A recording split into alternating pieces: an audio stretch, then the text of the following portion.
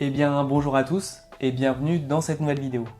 C'est un plaisir de vous retrouver aujourd'hui pour un nouveau tutoriel qui, je le sais, va en sauver plus d'un parmi vous. Est-ce que vous avez déjà réalisé que vous venez de supprimer une photo précieuse, un message important ou un document de travail sur votre iPhone? On pense souvent que c'est définitif une fois que la corbeille est vidée, mais en réalité, il existe des solutions concrètes pour faire machine arrière. Aujourd'hui, je vais donc vous guider pas à pas pour apprendre à récupérer des fichiers que vous pensiez perdus à jamais, que vous ayez une sauvegarde ou non.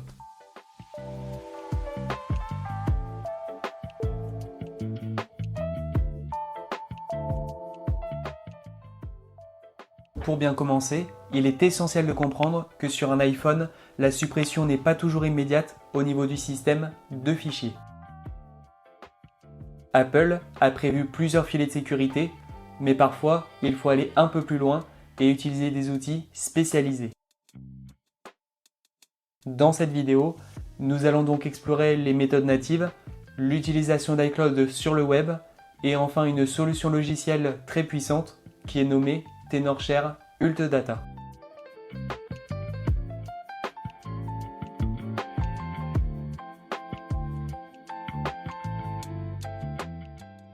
La première solution et la plus simple consiste à vérifier les dossiers de sécurité qui sont intégrés à vos applications.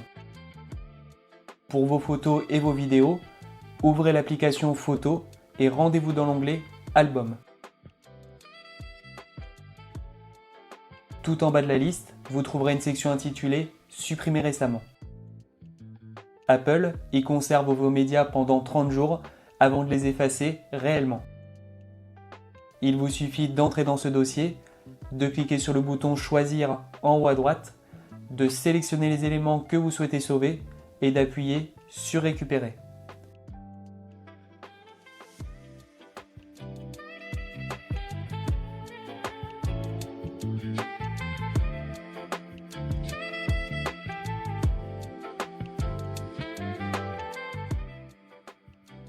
Il arrive souvent que l'on n'ait aucune sauvegarde récente ou que le délai des 30 jours soit dépassé.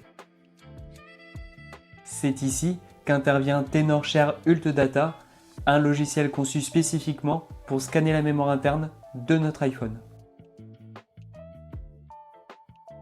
Pour commencer, vous devez télécharger et installer le logiciel sur votre ordinateur, puis connecter votre iPhone à l'aide d'un câble USB d'origine ou certifié.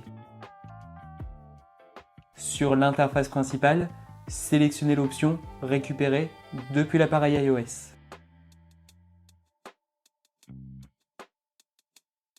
Vous verrez alors une liste de types de données que vous pouvez analyser, comme les messages WhatsApp, les SMS, les photos ou les mémos vocaux.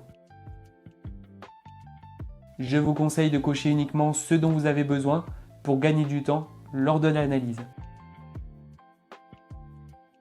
Une fois que vous avez lancé le scan, le logiciel va parcourir la mémoire de votre téléphone pour identifier les traces de fichiers qui ont été supprimés. Quand l'analyse est terminée, vous avez l'avantage immense de pouvoir prévisualiser les fichiers qui ont été trouvés avant de les restaurer. Cela vous évite de récupérer des fichiers inutiles. Il vous suffit de sélectionner les éléments qui vous intéressent et de cliquer sur le bouton Récupérer vers le PC ou Récupérer vers l'appareil. C'est la méthode la plus fiable si vous voulez éviter d'écraser vos données actuelles en restaurant une sauvegarde complète de votre iPhone.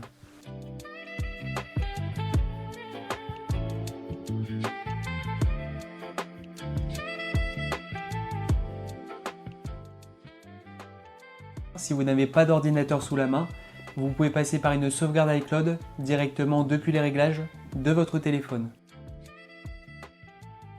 Cette procédure est un peu radicale car elle nécessite de réinitialiser complètement votre appareil. Vous devez donc aller dans les réglages, puis dans Général et choisir Transférer ou réinitialiser l'iPhone pour effacer tout le contenu. Lors du redémarrage et de la configuration initiale, l'iPhone vous demandera comment vous souhaitez configurer vos données. Choisissez à ce moment Restaurer à partir d'iCloud et connectez-vous à votre compte. Soyez bien conscient que cela effacera toutes vos données actuelles pour remettre le téléphone dans l'état exact où il était au moment de la sauvegarde choisie.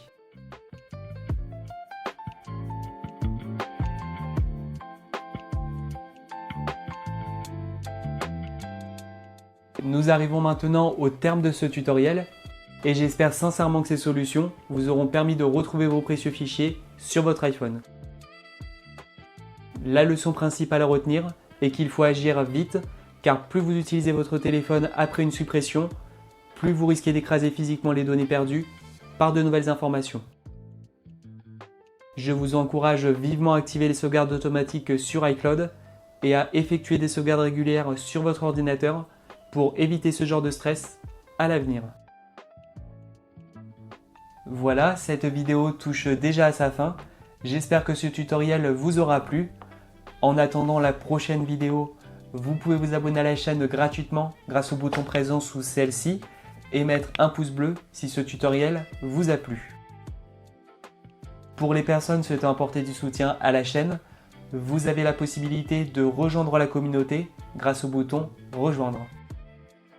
N'oubliez pas que la meilleure façon de prédire l'avenir, c'est de le créer, alors n'hésitez plus à inventer le vôtre.